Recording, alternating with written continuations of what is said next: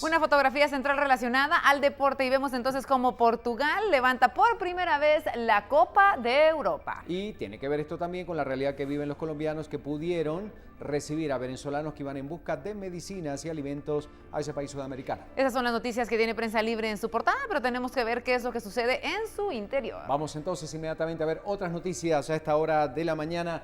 Y esta información tiene que ver con lo ocurrido a esta hora del día. Le vamos a informar lo que destaca Prensa Libre. Y esto habla de esta captura de empresarios que evadieron pago a la SAT. Efectivamente, administran hotel en la zona 10, un caso que está hablando de 21 millones de quetzales y que venía desde hace varios años en tribunales.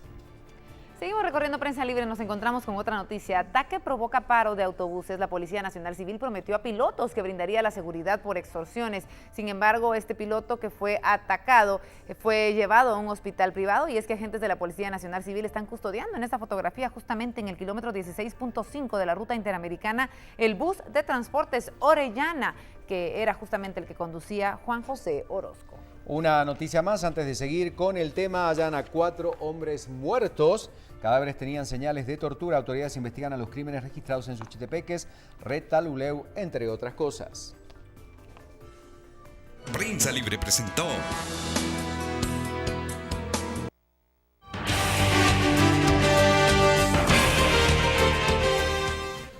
Y seguimos con la información. Autoridades del Ministerio de Salud realizan un censo con sus trabajadores para determinar la existencia de plazas fantasmas. Dichas acciones son parte del compromiso del Ministerio de dicha cartera, quien busca mejorar el sistema de salud nacional. De lo contrario, en 20 días, el ministro debe renunciar, tal y como lo prometió hace una semana frente a diputados del Congreso de la República. Esto decía. Hace 10 días el ministro de Salud se comprometió a mejorar la red hospitalaria a cambio de no ser interpelado. Entre las acciones que ha tomado está la actualización de datos de los trabajadores para determinar si hay plazas fantasma y de existir, iniciar con los procesos. El censo consiste en tomar fotografías y huellas dactilares a los trabajadores. De los 54.000 empleados, solo 14.000 se han registrado. Además, el ministro espera el traslado de más recursos para cumplir con los compromisos adquiridos, entre ellos mejorar el abastecimiento y la atención médica. De lo contrario, renunciaría. Pero al ser cuestionado, así respondió. Yo tengo que renunciar, lo único que no he dicho cuándo. Yo estoy como la canción mexicana, ¿verdad? Le digo que sí, pero no digo cuándo. Entonces, algún día. El presidente de la Comisión de Salud señaló que el ministro debe renunciar si no cumple con los compromisos y que debe agilizar el censo porque a su criterio hay plazas fantasma y personas contratadas realizando funciones que le correspondería a otros renglones. Hay avances, sí. Cumplimiento, estamos lejos de tener un cumplimiento, porque hay ciertas acciones que tiene que tomar el Ejecutivo. Por ejemplo, hay una deficiencia presupuestaria que se vislumbra un colapso en el sistema de salud para el mes de octubre. En el caso del renglón 036, y eso yo les pediría que ustedes hagan también la investigación, hay un acuerdo ministerial que sale en marzo, en donde se determinan para qué sirven las plazas y las plazas sirven para el primer nivel de atención. El ministro de Salud se salvó de ser interpelado el pasado 28 de junio, en el que debía responder 87 preguntas. Hoy asistió al Congreso acompañado de sus 3 viceministros y asesores para responder a las interrogantes. 7 de la mañana con 13 minutos. Con el fin de mejorar la inversión en el recurso humano y financiero, autoridades ven necesario reducir los índices de desnutrición nacional. Y es que los datos de la última evaluación a nivel nacional ha dejado a la población en un retroceso, tal y como lo señala la encuesta de condiciones de vida, y se la presentamos a continuación. La permanencia de desnutrición crónica en el país es del 46.5%, pese a la existencia de políticas públicas, pero el aumento a la inversión en recursos humanos y financiero es necesario. El efecto del programa de extensión de cobertura tuvo un impacto negativo en la infancia guatemalteca. La cobertura en vacunación bajó en unos casi 30 puntos porcentuales de un año al otro. Esto es directamente una consecuencia de la falta de cobertura de los servicios. La nutrición es importante para el desarrollo humano y de país. Por eso el Programa Mundial de Alimentos apoya con $70 por cada familia del corredor seco. En este momento, en el corredor seco, estamos asistiendo alrededor de 23.600 familias a través de transferencias monetarias en 3 departamentos del país, que son Jutiapa, Chiquimula y Baja Verapaz. Hacemos una transferencia a estas familias de alrededor de $75 en moneda nacional. Y más de 10 bandas dedicadas al robo y clonación de información de tarjeta de crédito operan en el país, según información de las autoridades encargadas de seguridad. Los delincuentes también se apoderan de todo tipo de información que poseen los guatemaltecos en sus redes sociales, y el fin de esto es realizar secuestros. Veamos el siguiente reporte que nos muestra las medidas de seguridad que tenemos que tomar en cuenta.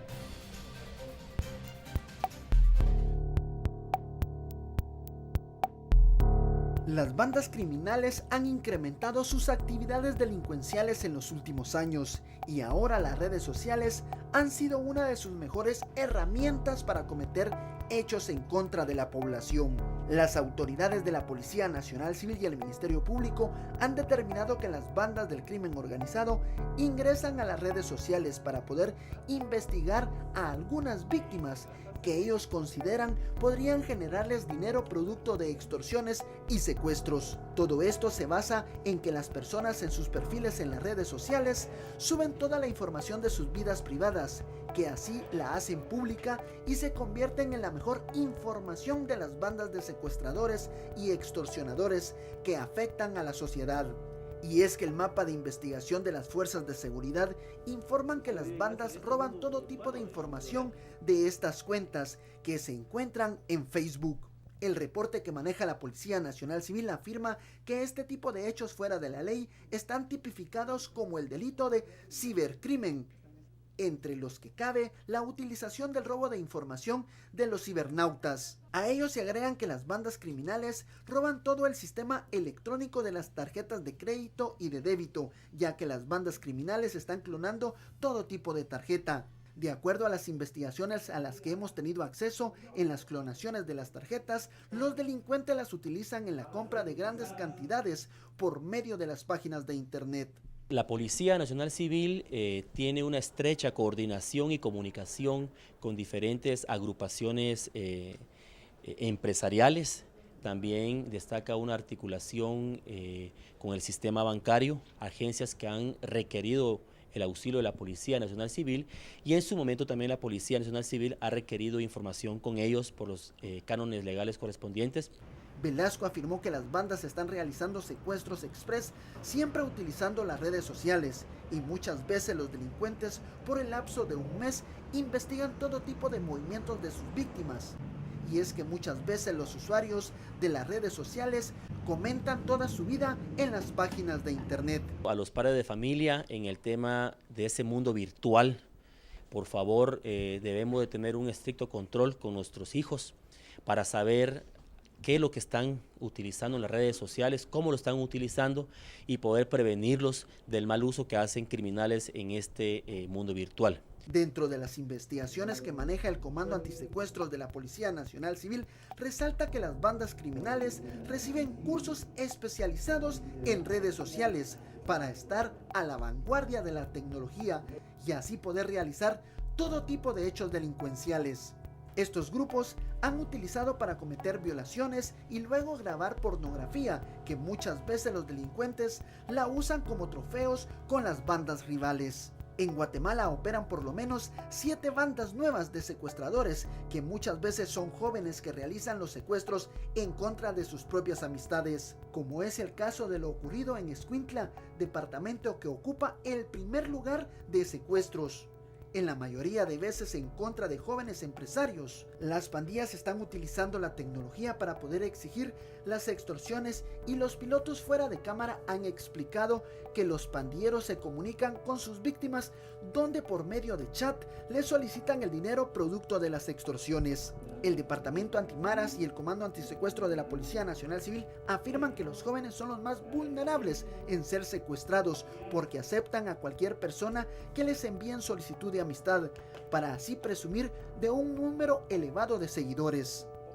Lo que sí queda claro es que los padres de familia tienen la solución para proteger a sus hijos y protegerse de la delincuencia, Primero deben exigir a sus hijos que no acepten a todo aquel que pueda utilizar un perfil falso.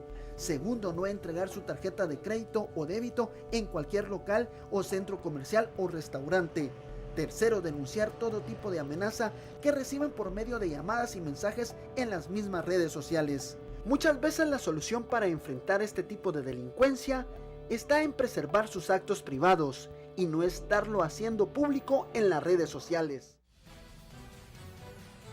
Continuando con la información, autoridades del Ministerio de Educación han indicado que no cuentan con el presupuesto para adecuar los establecimientos educativos públicos que han detectado con daños o inestabilidad en sus instalaciones. Estas declaraciones se dan con base a las normativas del nuevo Manual de Seguridad de Infraestructura de dicho ministerio.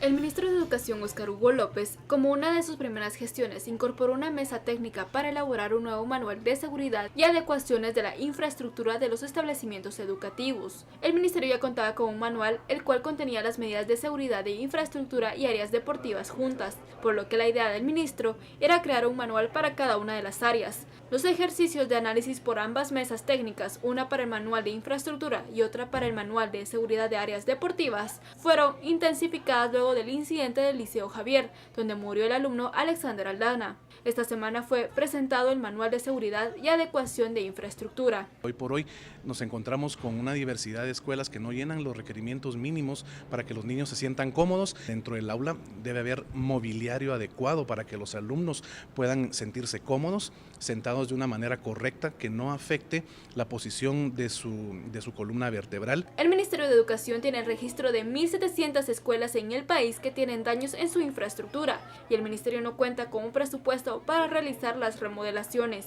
Lo ideal acá con este manual es que se puedan de alguna manera acoplar o adoptar nuevos lineamientos de construcción y mejoras, pero hay que entender que hoy por hoy el ministerio no tiene ese presupuesto destinado para infraestructura. El manual de seguridad en áreas deportivas, el cual especificará el uso de piscinas en los establecimientos educativos, está a cargo de la Dirección General de Educación Física, la cual asegura que la herramienta ya ha sido terminada y espera la aprobación del ministro para presentarlo formalmente en 15 días.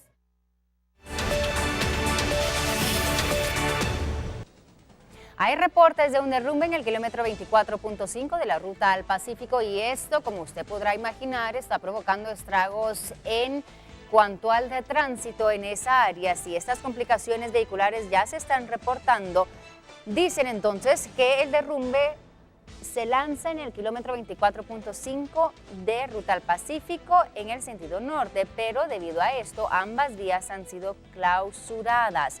Al momento las autoridades han logrado habilitar una de ellas y Provial está coordinando la limpieza del lugar, pero sí en algún momento y todavía, bueno, se dice que parte de estos carriles han sido clausurados, ya Provial tratando de poder despejar una de las vías para que transiten los conductores esta mañana, pero si usted va a ir por la Ruta al Pacífico, sepa que en el kilómetro 24.5 en el sentido norte hubo un derrumbe que está provocando ya complicaciones vehiculares. Tómelo en cuenta, por favor, esta mañana, antes de salir de casa.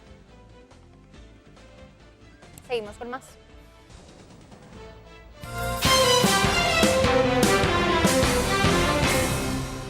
Seguir hablando de lo que sucede en los departamentos, nos trasladamos al occidente del país con la portada de El Quetzalteco para conocer sus titulares.